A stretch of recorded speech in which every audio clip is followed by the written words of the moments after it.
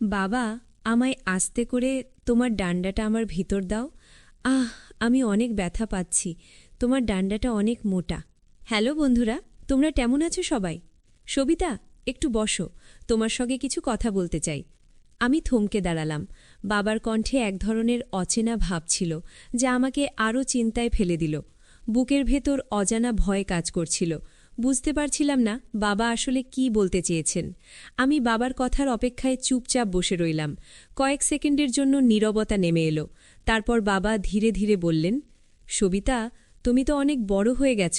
তোমাকে ২ বছর আগেও আমি ছোটই মনে করতাম, কিন্তু হঠাৎ করে তুমি এত বড় হয়ে গেলে যে তোমাকে দেখে আর বোঝার উপায় নেই যে তুমি আগে ছোট ছিলে। তারপর বাবা একটু থেমে তার চোখে আনন্দের ঝলক নিয়ে বললেন, সবিতা, তুমি তো সত্যিই অনেক সুন্দরী হয়ে গেছ। তোমার চেহারার ফিটনেস দেখে মনে হচ্ছে সময় যেন তোমার জন্য থেমে ছিল না। তারপর বাবা আরও মৃদু হেসে বললেন, সবিতা, তুমি সত্যিই অনেক পরিবর্তন হয়েছ। তোমার চোখের উজ্জ্বলতা, হাসির সৌন্দর্য, চুলের ঝলক আর তোমার পুরো শরীরের স্বাভাবিক উজ্জ্বলতা সবই চমৎকার দেখাচ্ছে। তুমি সত্যিই অনেক সুন্দরী। আমি বাবা কথা বলার সময় থমকে গিয়েছিলাম। ভেতরে কেমন অদ্ভুত গরম আর অস্থিরতার অনুভূতি কাজ করছিল। হঠাৎ আমি ভয় এবং কৌতূহলের মিশ্রণে বাবার দিকে তাকিয়ে বললাম, বাবা, তুমি সত্যি কি ভাবছ? বাবা হেসে কিছুই না বলে চুপচাপ আমার দিকে তাকিয়ে রইলেন। সেই মুহূর্তে আমি অনুভব করলাম তার কিছু কথার আড়ালে এমন কিছু রয়েছে যা তিনি শুধুমাত্র আমার জন্যই খুলতে চলেছেন। আমার হৃদয়ে দ্রুত ধকধক করতে লাগল, যেন বুঝতে চাইছিলাম এই রহস্যের আড়ালে বাবার আসল উদ্দেশ্য কী। তারপর হঠাৎ বাবা বললেন, সগীতা, আজ রাতে আমরা দুজন একসাথে বসে অনেক কথা বলবো। তুমি রাতে এসো, আমরা গল্প করব। আমি প্রথমে কিছুটা অবাক হয়েছিলাম, কিন্তু ভাবলাম হয়তো তিনি দীর্ঘদিন পরে আমার সঙ্গে সময় কাটাতে চাইছেন। আমার মনে কৌতূহল কাজ করছিল। বাবা আমাকে কি গল্প শোনাবেন, কি স্মৃতি ভাগাভাগি হবে, আমি কি শিখব? সেই রাত আমি অপেক্ষায় কাটালাম। হৃদয়টা আনন্দের উত্তেজনায় ভরে উঠল। আর বাবা আমাকে আরও বললেন, আজ রাতে যখন তুমি আসবে সেই সময় যেন কেউ আমাদের বিঘ্ন না করে। আমাদের শান্তিতে গল্প করার সুযোগ থাকবে। আমার মনে কিছুটা কৌতূহল জাগল। বাবা এতদিন বিদেশে থাকায় আমাদের একসাথে সময় কাটানো হয়নি। আমি ভাবলাম হয়তো বাবা আজকে আমাকে কিছু গল্প শোনাবেন, আমাদের কিছু স্মৃতি ভাগাভাগি হবে, আর হয়তো এমন কিছু স্মৃতি যা আগে কখনো শোনাই হয়নি।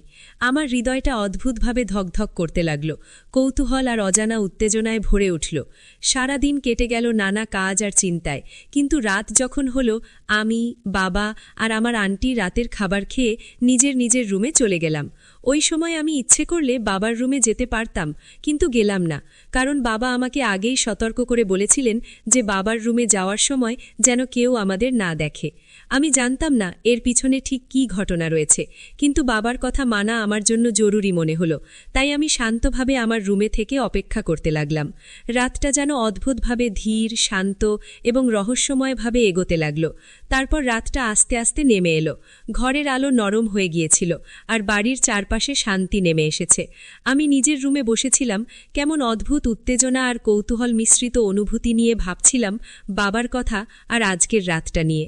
জানালা দিয়ে চাঁদের আলো আসছিল, আর বাইরে বাতাস হালকা শিহরণ ছুঁয়ে যাচ্ছিল। হৃদয়টা ধকধক করছে। আমি জানালা দিয়ে চাঁদের আলো দেখে ভেতরে এক অদ্ভুত শান্তি অনুভব করছিলাম, কিন্তু একই সাথে মনে হচ্ছিল যেন রহস্যের আবরণে কিছু লুকিয়ে আছে। আমি নিজেকে বলছিলাম, আজ রাতটা নিশ্চয়ই আলাদা হবে। বাবা হয়তো আমাকে তার কিছু স্মৃতি, কিছু গল্প শোনালেন যা আগে কখনো শোনাই হয়নি। হঠাৎ আমি শুনলাম বাবার রুমের দরজা ধীরে ধীরে খোলার শব্দ। আমার হৃদয়ে আরও দ্রুত ধকধক করতে লাগল। মনে হচ্ছিল এই মুহূর্তে সব রহস্য উন্মোচিত হতে চলেছে, আর আমি চোখ বন্ধ করে সেই অজানা অভিজ্ঞতার জন্য প্রস্তুত হচ্ছিলাম। তারপর আমি ধীরে ধীরে রুমের দরজার দিকে এগোতে লাগলাম। চাঁদের আলোয় সবকিছু অদ্ভুতভাবে উজ্জ্বল লাগছিল। আমার হেজাব দ্রুত ধকধক করছিল। উত্তেজনা আর কৌতূহলের মিশ্রণে বাবার রুমে প্রবেশ করার মুহূর্তেই আমার মনে অজানা ভয় ও আশ্চর্যের অনুভূতি ভাসছিল। দরজার হাতল ধীরে ধীরে নাড়ালাম, আর ধীরে ধীরে দরজা খুলল। ঘরের মধ্যে নরম আলো, সাদা চাদর আর বাবার শান্ত উপস্থিতি সবকিছু যেন সময়কে থামিয়ে দিয়ে মুহূর্তটাকে আরও রহস্যময় করে তুলেছে। আমি ঘরের মধ্যে ঢুকতেই বাবা হালকা হেসে বললেন, সবিতা, ভিতরে আসো, বসো। তুমি 1 মিনিট এখানে বসো, আমি একটু পর আসছি। তারপর বাবা কই যেন গেলেন। তিনি কোথায় গেলেন এটা আমি জানি না, আমাকে বলেও যাননি।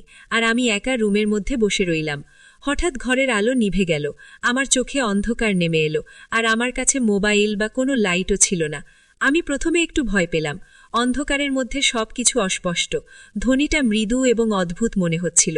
কিন্তু সাথে সাথে আমার মন একটা অদ্ভুত উত্তেজনা অনুভব করতে লাগল। মনে হচ্ছিল অন্ধকারের আড়ালে যেন কোনো রহস্য লুকিয়ে আছে, কিছু এমন যা আমি আগে কখনো অনুভব করিনি। আমি ধীরে ধীরে বসে রইলাম, হৃদয়টা দ্রুত ধকধক করছিল। চারপাশে নিস্তব্ধতা, বাতাসের হালকা শব্দ, সব মিলিয়ে এক রহস্যময় পরিবেশ তৈরি করেছিল। আমি বুঝতে পারছিলাম এই রাতটা সাধারণ রাত নয়, এখানে কিছু এমন ঘটতে চলেছে যা আমাকে অন্যরকম অভিজ্ঞতা দেবে, একটি অজানা, গভীর এবং অবিস্মরণীয় মুহূর্ত। আমি অন্ধকারে বসেছিলাম, চারপাশ নিস্তব্ধ। কিছুক্ষণ পর হঠাৎ শুনতে পেলাম দরজার নরম চাবির শব্দ। আমার হৃদয়ে দ্রুত ধকধক করতে লাগল। মনে হচ্ছিল বাবা ফিরে এসেছেন। একটি ধীরে ধীরে কদমের শব্দ রুমে ভেসে এলো। আমি অন্ধকারে তার সিলুয়েট দেখার চেষ্টা করলাম, কিন্তু কিছুই দেখা যাচ্ছিল না।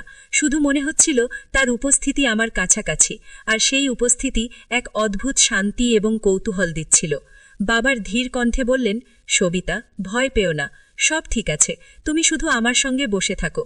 আমি হালকা শ্বাস নিলাম। অন্ধকারে তার কণ্ঠস্বর যেন আরও কাছের হয়ে আসছিল। মনে হচ্ছিল তিনি শুধু আমার জন্যই এখানে আছেন, আর এই মুহূর্তটা আমাদের মধ্যে একটি বিশেষ স্মৃতি হয়ে দাঁড়াবে।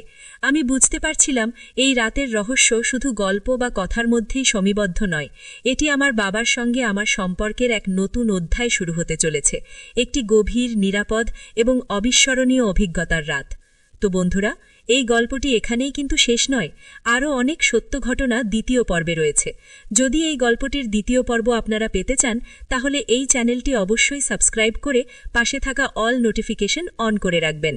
আর আগে থেকে আপনারা এই চ্যানেলটি যারা সাবস্ক্রাইব করে রেখেছেন, আপনাদেরকে জানাচ্ছি অসংখ্য ধন্যবাদ। জীবনে সবসময় পরিবার, প্রিয়জন এবং কাছের মানুষদের মূল্য দিন, তাদের সঙ্গে সময় কাটান, ভালো মুহূর্তগুলো উপভোগ করুন এবং একে অপরের সাথে স্মরণীয় স্মৃতি তৈরি করুন।